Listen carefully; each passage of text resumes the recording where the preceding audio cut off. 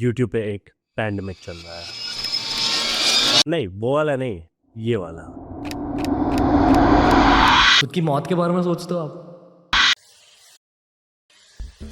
Podcast एक time पे fresh content की वेव लाया था। हमें सेलेब्स और नॉलेजेबल लोगों की ह्यूमन साइड देखने को मिलती थी और नॉलेज भी मिलती थी। लेकिन अब मार्केट इतना ज्यादा सैचुरेटेड और रेपिटेटिव हो गया है कि वो फ्रेशनेस कहीं गायब हो गई है। इतने ऑप्शंस थे कि ऑडियंस ओवरवेल्म हो गई थी, इसीलिए उन्होंने पॉडकास्ट देखना ही कम कर दिया। और जब क्रिएटर्स ने ये सब देखा होते हुए उन्होंने अपने कंटेंट की क्वालिटी बढ़ाने की जगह हर रैंडम और चूती टॉपिक पे पॉडकास्ट बनाना शुरू कर दिया, व्यूज और प्रॉफिट के लिए।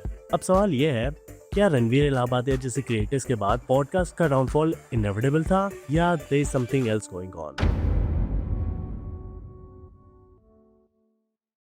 रणवीर इलाहाबादिया जो एक टाइम पे सेल्फ हेल्प और मोटिवेशनल कंटेंट के लिए जाने जाते थे, अब सडनली घोस्ट स्टोरीज और सुपरनैचुरल टॉपिक्स के बारे में बात करने लगा है। पहले लगता था कि ये क्रिएटर्स अपनी ऑडियंस को वैल्यू देना चाहते हैं, लेकिन अब वो ऐसे टॉपिक्स पे वीडियोस बनाते हैं, ऐसे टॉपिक्स पे पॉडकास्ट करते हैं जहाँ पे बस स्पेकुलेशन और भूत प्रेत की कहानियां होती है। कहीं ना कहीं ये पिवट एक छोटा सा साइन है कि इन्फ्लुएंसर्स को अब व्यूज और एंगेजमेंट के लिए किसी भी टॉपिक पे जंप करना पड़ता है, चाहे वो मिस इन्फॉर्मेशन हो या सुपरस्टिशन। इससे न सिर्फ उनकी क्रेडिबिलिटी पे सवाल उठता है बल्कि ऑडियंस भी कंफ्यूज होती है। आपने नोटिस किया है कि आजकल इन्फ्लुएंसर्स और क्रिएटर्स का पॉलिटिकल लैंडस्केप में एक बहुत इंपॉर्टेंट रोल हो गया है। तो लोकसभा 2024 इलेक्शंस के लिए बीजेपी ने अपना नैरेटिव एक साल पहले से ही बनाना शुरू कर दिया था। इस प्रोसेस में उन्होंने इंटरनेट को एक अपनी कैंपेन का मेजर टूल बनाया था। जब इलेक्शंस के आसपास का टाइम आता है तो हर पॉलिटिकल पार्टी अपने सपोर्टर्स को इन्फ्लुएंस करने के लिए हर तरीका यूज करती है, और ये रणवीर इलाहाबादिया जैसे क्रिएटर्स के इंटरव्यूज में अपना एजेंडा फैलाने जाते हैं। इसीलिए बीजेपी के लीडर्स अपनी इमेज को पॉलिश करने के लिए और अपने आइडियाज को प्रमोट करने के लिए रणवीर के पॉडकास्ट को इस्तेमाल करते हैं। बट वेट, जब ये इंटरव्यूज हो रहे थे, रणवीर ने उन्हें हर बार एक पॉजिटिव लाइट में शोकेस किया है। उनकी बातें कहीं भी क्वेश्चन नहीं की, बस एक्सेप्ट किया है। ये एक डेंजरस ट्रेंड है। रणवीर जो एक पॉपुलर इन्फ्लुएंसर है, इसने कभी भी किसी भी पॉलिटिशियंस के क्लेम्स को फैक्ट चेक नहीं किया है और न ही उनसे कोई काउंटर क्वेश्चन पूछा, जिससे बीजेपी और आपके पॉलिटिशियंस अपनी अचीवमेंट को बहुत ज्यादा एग्जैजरेट करके बता रहे थे। रणवीर बस उनके आइडियाज को प्रमोट करते जा रहा है without adding any critical perspective. ये एक डिस्गाइज प्रमोशन है जो पॉलिटिकली मोटिवेटेड है। एंड हियर्स द इशू, अगर आप पॉलिटिशियंस का इंटरव्यू ले रहे हैं तो आपका फर्ज बनता है कि आप उनसे सवाल करें, उनके क्लेम्स पर काउंटर क्वेश्चन उठाएं और उनकी बातों की ऑथेंटिसिटी चेक करें। क्योंकि आप अगर ये नहीं करेंगे तो आप बस उनके व्यूज को अंधा प्रमोट करने के लिए एक प्लेटफॉर्म दे रहे हैं बिना उनके पॉइंट्स को चैलेंज किए।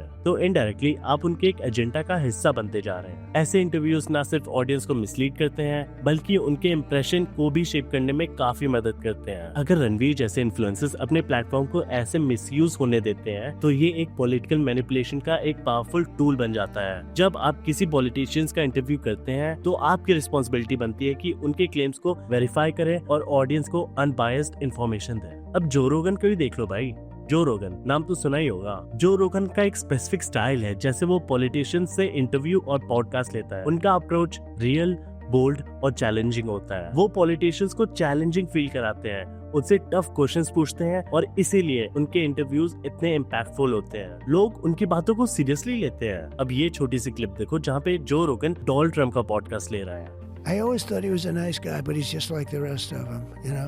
Well, that's his job. I'm No, but sure not when they're what they wrong. want. If this is going to be an actual real debate and not a propaganda exercise, if it's going to be a real debate, you have to fact check everybody. अब ये Ranveer Allahbadia podcast की clip देख लो।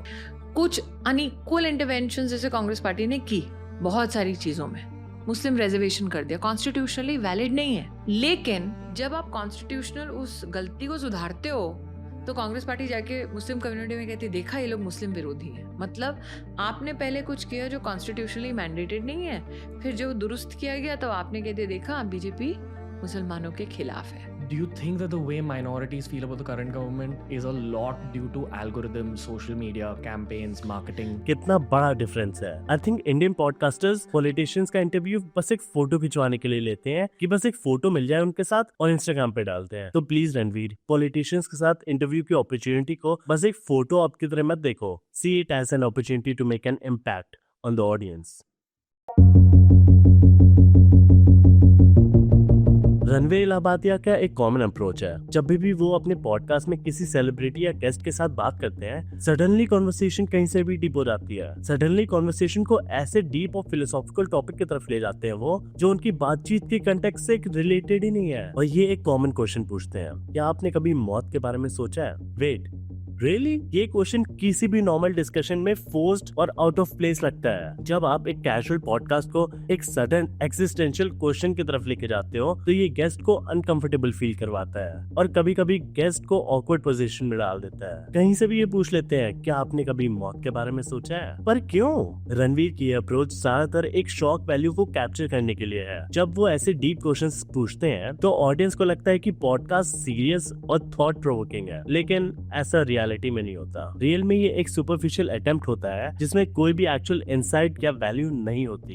And here's the thing, इस तरीके की forced emotional questions सिर्फ attention grab करते हैं, लेकिन कोई रियल कन्वर्सेशन नहीं होती। तो ये सवाल उठाता है कंटेंट क्रिएटर की इंटेंशन पे। क्या उनका इंटेंशन सिर्फ व्यूज कमाना है कि पॉडकास्ट के जरिए एक मीनिंगफुल डिस्कशन देना? मुझे लगता है व्यूज लाना in comparison to providing something valuable to the audience, views हमेशा जीत जाता है और हमें ऐसे पॉडकास्ट देखने को मिलते हैं। देखो, in my personal opinion, Ranveer Allahbadia जितना डीप बनने की कोशिश करता है, जितना पॉजिटिव बनने की कोशिश करता है, वो इतना है नहीं। और Tanmay Bhat saw right through this. और ये क्लिप एक बार देख लो, he roasted the shit out of him. Damn detached from the outcomes, like just continuing in content for so long. Ranveer, no one is more views obsessed than you. Why do you talk about like you don't care about the outcome? You No, only I care care about about- the outcome. See, I'm result oriented, but is my soul also result oriented? That's the question. Yes, clearly. Why you keep doing this bullshit? Why? Just accept it. You are a capitalistic motherfucker who wants views. Accept it. This spiritualism, all this is bullshit. No. The world is forcing me to be capitalistic for the sake of it. Every 6 months, it's like, guys, I'm launching a new business. At the same time, there's a reel about spirituality. एक major reason की audience podcast देखती है इस because की उस show में host बदल के आते हैं। मगर बियर बैसअप का ऐसा नहीं है। बियर बैसअप एक ही गेस्ट के साथ 3-4 पॉडकास्ट किए पड़े हैं। भाई एक ही पॉडकास्ट में सारी बात निपटा देना। अब ये कोई प्रेसिडेंट ऑफ इंडिया तो है नहीं कि इतनी सारी बातें हैं कि हर 2 महीने में इन्हें बुला रहे हो तुम। But at the end of the day, Ranveer Allahbadia is a businessman. वो अपने पॉडकास्ट को भी इसी नजरिए से देखता है। वो उन्हीं गेस्ट को बुलाएगा जहाँ पे वो अपने पॉडकास्ट के क्लिप्स वाले चैनल पे भी बार क्लिप्स डाले। उसी पॉडकास्ट से वो शॉर्ट्स भी बनाएगा और उसी पॉडकास्ट से वो अपने कोर्स भी बेचेगा। That was it for the video. Like, share and subscribe. और मैं जा रहा पॉडकास्टिंग 101 कोर्स खरीदने। See you in the next one. Bye.